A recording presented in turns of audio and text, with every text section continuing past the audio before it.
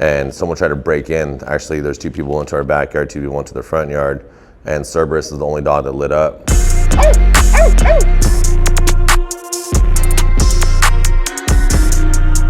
So Cerberus, I think it's probably like year 3 or year 4 into doing like professional dog training.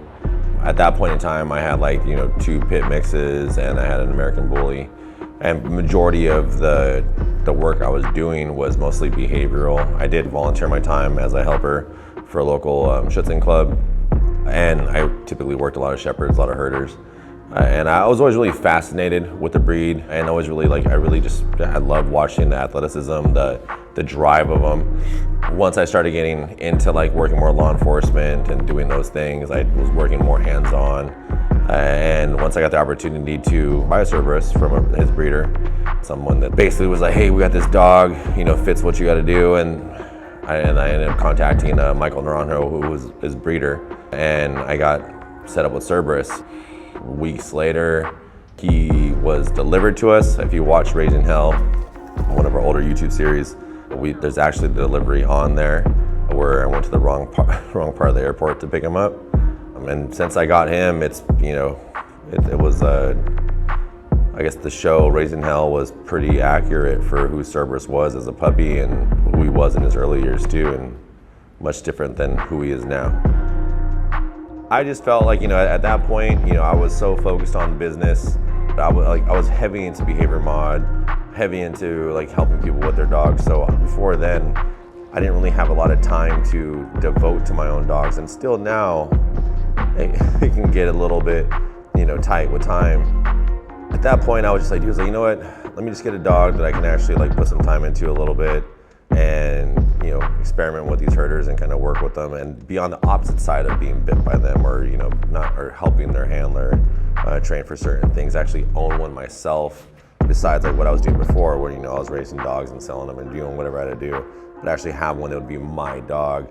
So when the opportunity came to get Cerberus, and I liked the lines that he had, and when I got it, I was like, screw it, let's see what we can do. At that point, I had a lot of like young trainers who I was training to become professional trainers. Some of them are now. I felt like it was a good time, so I went ahead and got Cerberus. Turns out it wasn't the greatest of time to get him, because right when I did that, we opened up the Minnesota location, Minneapolis location, and a bunch of stuff went on with that. So then I ended up having to fly out to that location at least once a month, plus my other obligations that I had, working with different people and different agencies and stuff like that throughout the month as well.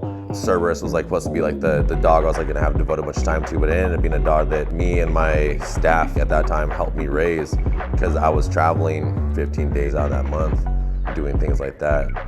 When I got him, the original plan was to be like, oh hey, like this is the dog that we're gonna learn all these things on, and you're gonna learn how to work with the herders and like get bit by him and like things of that nature, because before then we predominantly worked with a lot of like off-breed dogs, so that's what I had.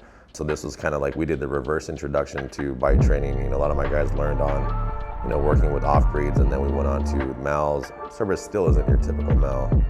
At that time, once I did get him, I realized there's no way in hell I was gonna have time to like dedicate to actually train him in sport, because obviously sport requires a lot of dedication and working your obedience, working neutrality, working a bunch of stuff. And I knew right away once we started on these new things that we weren't going to have that time. So he just became my decoy instructor, really. I showed all my decoys how to like work him as a puppy, building him up from a puppy to basically adolescent to an adult. He just became a wrecking machine because he was just kind of like my decoy instructor with me. And it showed in his early years, because for a while Cerberus was one of those dogs who anyone can get it at any point in time, which is great, because even now he's a little bit older, I still use him in pro camps, in private shadow programs, apprenticeship programs, mentorship programs. When we do decoy schools, he's one of the main dogs that we know that we're going to use because of the years of training he had beforehand.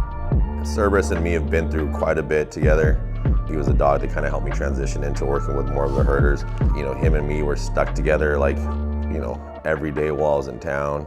When he was always with me, whether we're staying in a hotel, because at that point I was separated from my ex-wife, and I was like, he'd be rolling me no matter where I went.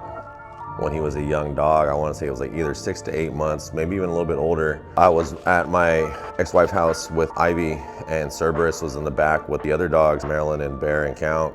And someone tried to break in. Actually, there's 2 people into our backyard, 2 people into the front yard.